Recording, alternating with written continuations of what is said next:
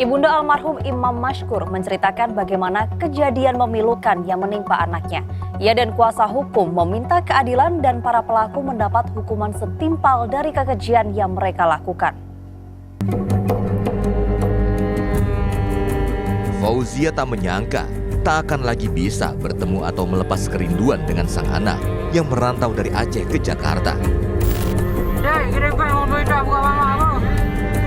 Telepon dari Imam Mashkur yang merintih kesakitan sambil meminta uang 50 juta sebagai tebusan menjadi komunikasi terakhir sebelum dirinya mendapat kabar jasad sang anak ditemukan di sebuah sungai di Karawang pada 23 Agustus lalu.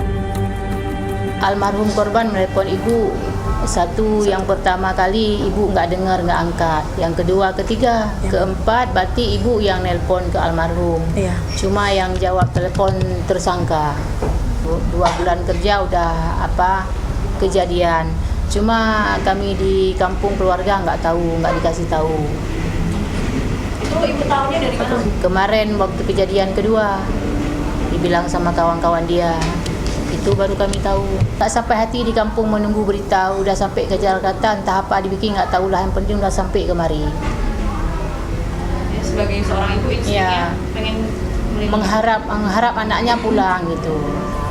Harapannya keadilan dapat ditegakkan dan jangan kejadian terulang kembali untuk keluarga yang lain, cukup keluarga ibu yang jadi korban, yang menjadi korban, yang jadi musibah, merasa kesedihan kehilangan anak di hati ibu yang paling dalam.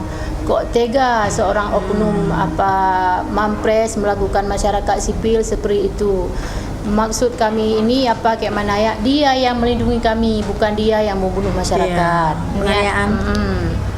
Itu menyebabkan kematian. Sampai menyebabkan anak ibu kehilangan nyawa cuma gara-gara uang 50 juta. Iya, 50 juta. Berarti di mata mereka nyawa nggak ada harga. Iya, betul. Dibandingkan dengan uang 50 juta. Ibu akan berjuang demi keadilan. Anak ibu sudah almarhum, semoga menjadi isi surga.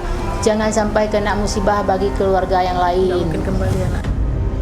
Pertengahan Agustus lalu, Praka Rizwandi Manik, anggota pasukan pengamanan Presiden, beserta 2 rekannya, Praka J, anggota Kodam Iskandar Muda, dan Praka HS, anggota Direktorat Topografi TNI Angkatan Darat, menculik Imam dengan berpura-pura sebagai polisi.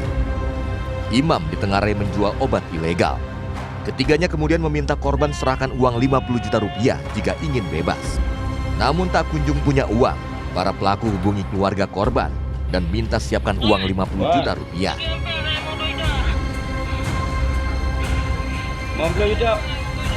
Membeli apa yang masuk kurnya, apa yang dengan tahu apa yang dinan bertahap yang tiba. Ketiga pelaku sebenarnya menculik 2 orang. Namun satu korban dilepas di sekitar tol Cikeas lantaran kondisinya nyaris tewas.